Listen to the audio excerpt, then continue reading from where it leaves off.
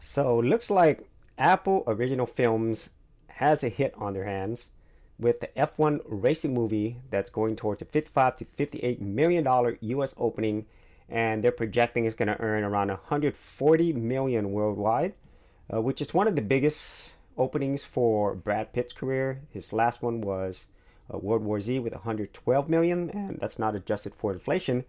And the movie is directed by Joseph Kosinski, who did Top Gun Maverick. That was an awesome movie. Joseph Kosinski also did Tron Legacy. So he is a very talented director, especially when it comes to his visual capabilities and style. I really, really do enjoy him as a director.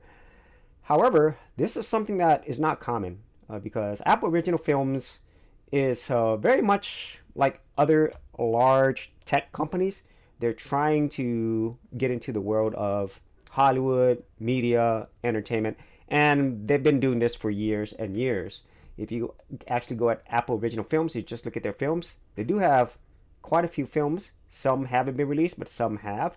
Like Fly Me to the Moon, Napoleon was a big one that didn't do so well. Wolves did horribly, and I think they had Brad Pitt as well. What's another one? Argyle, that didn't do well at all. And what else do we have? That's, yeah, Killers of the Flower Moon. This was a Martin Scorsese film. Even though it was critically acclaimed, it did not do very well at the box office, and neither did Ghosted. And so, as you can see here, they have been doing this, obviously not as long as the traditional movie studios, but this is where they're putting their money.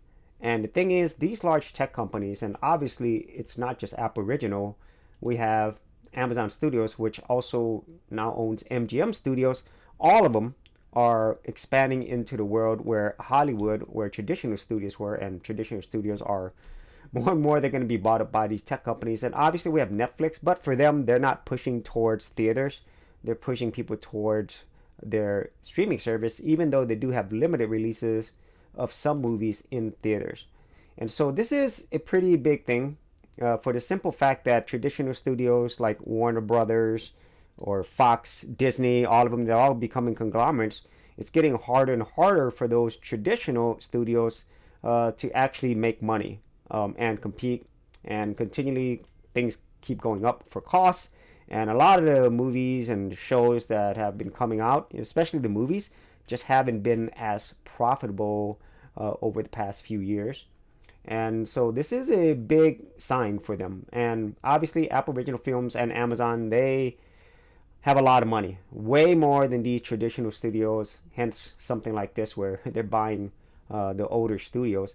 And this is a sign of things to come, or it's already been in progress, where these large tech companies, they want to be everywhere. They want to be part of everything. And if that means buying out their competitors, they will.